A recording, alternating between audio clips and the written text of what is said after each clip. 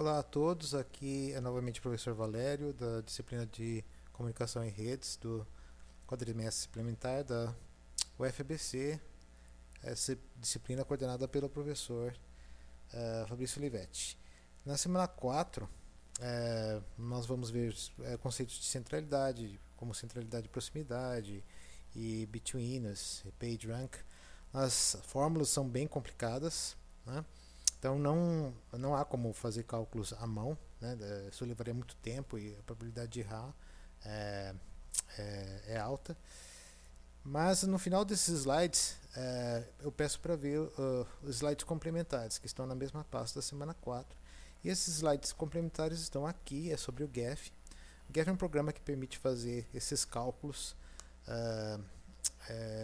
com visualização gráfica. E na verdade eu vou escolher um desses grafos que está na pasta da lista 2. Nós vamos fazer passo a passo para obtê-lo no GEF e fazer o cálculo dessas centralidades e também do PageRank, assuntos que a gente vai discutir nos nossos encontros semanais.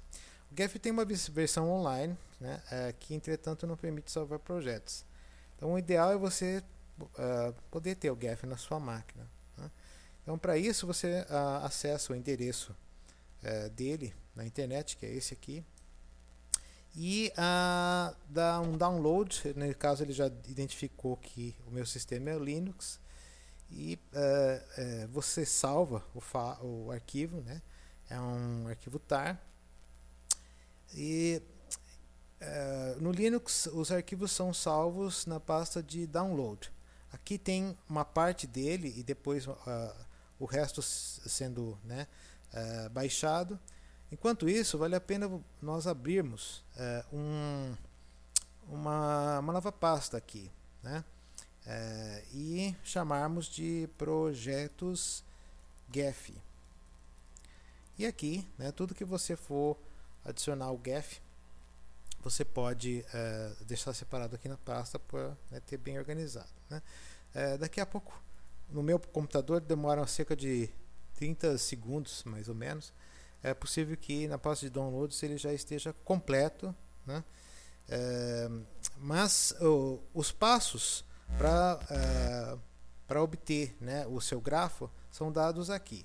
Pronto, o download está completo. Você pode colocar no seu desktop, extrair, né? Você extrai o arquivo e para rodar, no caso do Linux, uma maneira fácil de rodar o seu programa é indo até a pasta que você descompactou, GEF, e rodar .bin.gef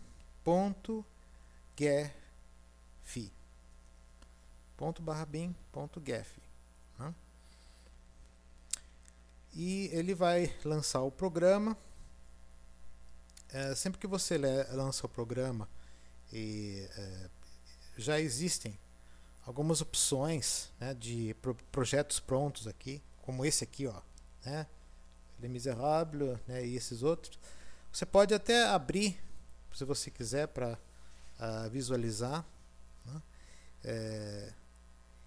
Ele é um grafo bem mais complexo, né, com várias arestas e nós, né? Você salva com as cores, né, que estão sendo mostradas aqui. E é claro que essas fórmulas que a gente acabou de ver, para serem calculadas num grafo tão complexo assim, né, só para aumentar um pouco e vocês visualizarem, elas seriam inviáveis de fazer à mão, né? Bom, o que nós vamos fazer agora? Nós vamos começar um novo projeto, né? Eu posso primeiro fechar todos os projetos, né? Então não vou salvar, porque ele é um dos exemplos que já vem embutidos no GEF. E eu vou começar um novo projeto. E a primeira coisa a fazer, segundo os slides aqui, é montar um arquivo de nós e de arestas, né? Então, precisaria abrir uma planilha. Eu geralmente já vou abrir essa planilha na pasta de projetos do GEF que eu criei, né? E eu gosto muito de usar o LibreOffice. LibreOffice Calc, ele é a parte de planilhas. Então, precisamos de 3 colunas, né? O identificador, o peso e um label, né? Então, olhando para o... certo, eu esqueci de colocar mais um caminho aqui, né? Sim, LibreOffice Calc e chamar criar um arquivo novo, né? Certo? É uma coisa que eu esqueci de fazer. Na hora de salvar, então é que eu vou salvar lá naquela pasta. Tudo bem, tá? Então ele precisa de um identificador, né? De pesos, o peso de cada vértice. No caso, né, os vértices vão ter peso nulo. A gente tem trabalhado só com peso de arestas, né? E um label. Então, olhando para o meu grafo, ele tem de 0 a 5, ele tem 6 vértices, né? Então, vou escrever os identificadores como sendo 1, 2, 3, 4, 5, 6. Tá? E o peso vai ser 0. A gente nesse curso só viu o peso de aresta, não vimos peso. Na verdade teria que ser de 0 a 5. Bom, não tem problema, é só adicionar, né, uma linha aqui do 0 e apagar essa aqui, porque não tem 6. Tudo bem, né? Então, deletar. E o label, eu vou explicar depois por que eu estou fazendo isso. Eu estou fazendo o label igual ao identificador. Isso não está claro exatamente agora, né? Não vou fazer exatamente como está nos slides, mas depois vocês vão entender porque eu estou fazendo assim. Isso para o arquivo de nós, né? Então, quando vamos salvar, aí sim, né, eu preciso entrar lá no desktop e procurar aquela pasta de projetos, né, que eu acabei de criar, projetos GEF, né? Sim, isso aqui, ó. E eu vou chamar de nós, minúsculo, nós.csv. CSV. Então, ao salvar, ele vai querer que você confirme, porque geralmente planilha é salva em ODF, né, no LibreOffice. Mas eu vou salvar em CSV e aceitar, né, os padrões aqui que ele vai, né, sugerir para mim. Agora, nós vamos criar um outro arquivo, que é o arquivo de arestas, né? Bom, aqui na verdade eu posso fazer save as arestas, né, CSV. Não vai ser isso, né? Não vai ser isso. É só apenas para que eu tenha, né, os 2 arquivos na minha pasta. Apenas para vocês verem como é que fica um arquivo CSV, né? Então, um arquivo CSV ele pode ser aberto pelo LibreOffice, mas ele, na verdade, é um arquivo texto. Você pode abrir aqui num editor de texto. Eu gosto de usar o de Edit. E nós podemos trabalhar diretamente no arquivo de arestas como se fosse um arquivo de texto, né? Não é necessário fazermos como planilha, como está sugerido no... Então, o que nós precisamos no arquivo texto? Nós precisamos source, target, né, peso. As arestas são direcionadas, sempre tem uma flechinha, então todas serão direcionadas. E o label, né, que eu vou explicar para vocês, né. Bom, podemos fazer no arquivo CSV ou no arquivo de planilha, né? Mas ao abrir com o de Edit, muitas vezes eu misturo as duas, né? E para fazer cada uma dessas etapas, eu quero fazer o source e o target, né? Então, vamos lá, né? O source, source target weight já está aqui, e o type e label, né? E agora eu vou complementar, né? Aqui eu preciso descrever as arestas. Tem uma aresta de 0 para 1, 0 para 2, né? Então tem de 0 para 1, 0 para 2, 0 para 1, 0 para 2. Depois tem uma aresta, não vou colocar de 1 para 0, né? Se fosse undirected, você não precisa colocar 0 para 1 e 1 para 0. É só dizer 0, 0 e 1 e undirected, aí vai aparecer uma sem a flechinha, né? Depois do 1, né, tem 1 para 2 e 1 para 3. Né? Esse aí seria o caso, né, de directed. 1 para 2, 1 para 3. Bom, tem um exemplo também nos slides, caso vocês ainda tenham uma dúvida também, nos nossos encontros a gente vai esclarecer. O caso undirected, né, que não tem flechinha. Né? Então, 0 para 1, 0 para 2, 1 para 2, 1 para 3, 2 para 3, né, é uma outra aresta, 2 para 3, 2 para 3, e depois 3 para 4, 3 para 4, 4 para 1, para 0 para 1 e para 5, então 4 para 5 está aqui, então 4 para 0 está aqui, 4 para 1 está aí também. Tá? E no fim das contas, parece que todas elas estão aqui. Vamos contar. Ao todo, como eu estou na linha 10, são 9 arestas. Então, dá para contar assim: 1, 2, 3, 4, 5, 6, 7, 8, 9. Tá, então eu salvo de vez em quando. Você vê que eu não estou usando arquivo de planilha, já estou fazendo direto no texto. Né? Muitas vezes é mais rápido fazer assim. Né?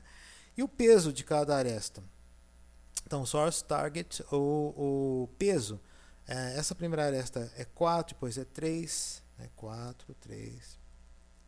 Depois 5, 2. 5, 2. Depois 7, peso 7. A aresta de 2 para 3 é 7 o peso dela. Né? Aí depois 3 para 4, o peso é 2. 3 para 4, o peso é 2. Depois 4 para 0, o peso é 4.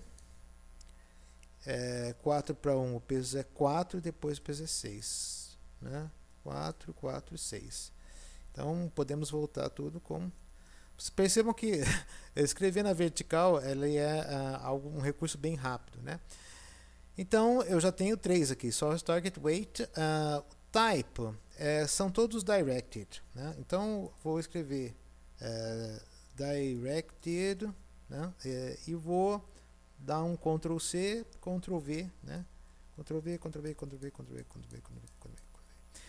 E é o tipo. E o label, veja, eu vou colocar o label igual ao peso, né? O motivo disso, né, vai ficar claro mais tarde. Poderia deixar vazio também, mas eu vou colocar igual ao peso e vocês vão descobrir mais tarde por que eu estou fazendo isso. É só uma questão de mostrar um grafo assim, sem que o GEF tome a espessura das arestas de acordo com o peso. Então eu tenho um grafo de arestas aqui, né? Se eu quiser abrir junto aqui no LibreOffice, se eu quiser abrir os nós, né? Para comparar os nós e as arestas, os dois estão aqui. E no GEF agora o que eu posso fazer? Né? Eu vou usar Data Laboratory. Para os nós eu vou importar, né, a spreadsheet. Né? Vou entrar no meu desktop e vou entrar naquela pasta de projetos GEF. Está aqui, ó, né? Primeiro tem que ser os nós. Abro os nós. Então a tabela dos nós está aqui, né? Bom, eu vou, na verdade, não vou usar peso dos vértices, então vou deixar como inteiro mesmo. e aqui ele diz que não houve problemas em importar, né? Então tudo bem. Então dá OK. Depois tem a tabela das arestas, né? Vou importar a tabela das arestas, essa aqui, ó. Então, a tabela das arestas, como próximo passo, você vai ver que nos slides está escrito float, mas hoje em dia o double tem sido usado no lugar do float, né? Então vamos concluir. Ele diz que não houve problema na importação dos dados, né? E quando você acessar Overview, aí você vai ver, puxa, né? Vou até aumentar um pouco. Ele não se parece nada com o grafo, né, que nós estávamos querendo montar. Mas é porque o Geph ele não coloca exatamente na posição que você imaginava. Você vai ter que mexer na posição dos vértices e das arestas, e você vai perceber também que as arestas elas estão com espessura diferente, espessura de acordo com os pesos que foram colocados ali, né? Então tem como você, há uma maneira, vou mostrar, né? Por isso que eu usei aquele label, de colocar todas as arestas, né, com a mesma espessura, né? Eu vou pegar essa espessura mais fina, né? E os valores serem escritos em cima delas, né? Certo? Apenas assim para visualização. Vou dar só uma pequena pausa, né, para poder editar esse vídeo, né, em seguida. Então, retomando, né, na verdade eu só posicionei o exemplo e o Geph para ficar fácil de nós acessarmos. Uma coisa importante é salvar de vez em quando, né? Então, eu sei que ele ainda está, né, bem bagunçado o grafo, mas vamos salvar o nosso projeto, vamos até aquela pasta que a gente criou, projetos Geph, né? E dar um nome para ele. Aqui você pode escrever, né, projeto 1, né, ou primeiro projeto, primeiro, né, primeiro é o primeiro projeto, né? Ele já vai, né, salvar com extensão Geph. Então, se acontecer alguma coisa, né, pelo menos tem essa parte salva.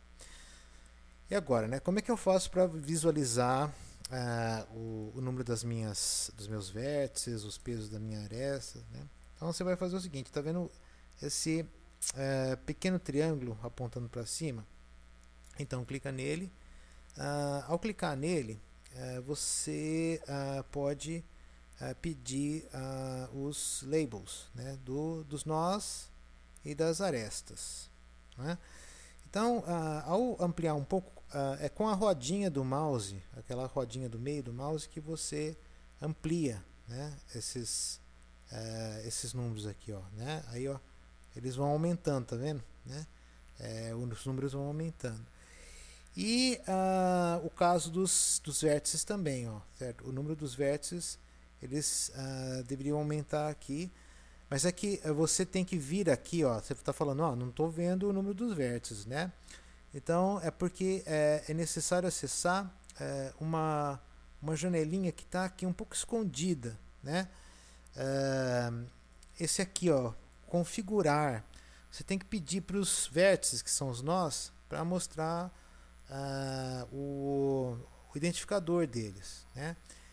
E os edges, né, ele está mostrando, na verdade, o label. Ele não está mostrando o peso, né? Também é por isso que eu coloquei o label igual ao peso, né? Porque a gente, essa foi uma das razões, né? E quando a gente dá um OK, aí sim, né, aumentando aqui a gente já vai ver o tamanho os identificadores dos vértices, né? Aí você vai dizer assim, o que é esse tracinho? É que na verdade nos vértices estou pedindo as duas coisas, né? O label e o ID, né? Era para aparecer os dois, né? Posso pedir só o ID e aí nesse caso só aparece o ID mesmo, né? Então senão ele vai tá um pouco sobreposto, mas daqui a pouco a gente vai melhorar a aparência desse grafo. Então, com a rodinha a gente pode diminuir ou aumentar, né? E com o botão direito do mouse, se você clica e arrasta, você pode alterar a posição do seu grafo. Por exemplo, o nó 5 está, né, um pouco mais para a direita, então você aproxima o mouse do nó 5 e aí você pode jogá-lo, né, para onde você quiser na área de desenho. Está mais ou menos aqui. Depois, o nó 3 está acima do 4. Né? Então, o nó 3 está acima do 4. Primeiro é preciso aproximar bem e aí jogar para cá. O nó 2 ele está mais ou menos do lado do 4. Então, aproximar bem e colocar aqui. Esse aqui é o nó 1. Né? Ele está lá em cima.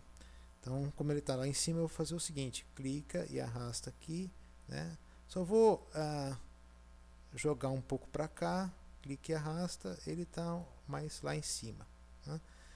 E o 0 está um pouco mais à direita. Isso, já está ficando mais parecido. Né? Daqui a pouco a gente vai conseguir identificar, né, o nosso grafo.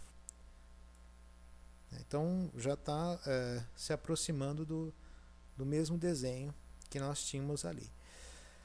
Então, certo. Aí você vai dizer, puxa, né, o problema aqui é as arestas, né, a espessura delas é de acordo com o peso. Né? Então, como é que eu faria, né, para mostrar as arestas, na verdade, de acordo com assim, com o label. Se você pedir para mostrar as arestas de acordo com o label delas, né, então ele não vai usar, né, o peso. Né? Então a gente vai ver isso daqui a pouquinho. Né? Só vou dar uma pequena pausa aqui. Agora, novamente, né, só para nós fazermos em etapas, como é que eu, esteticamente, como é que eu consigo, né, me livrar desse problema da espessura das arestas. Né? Você vai em Data Laboratory e aqui, no caso das arestas, o que você pode fazer é Fill Column with a Value. Tá?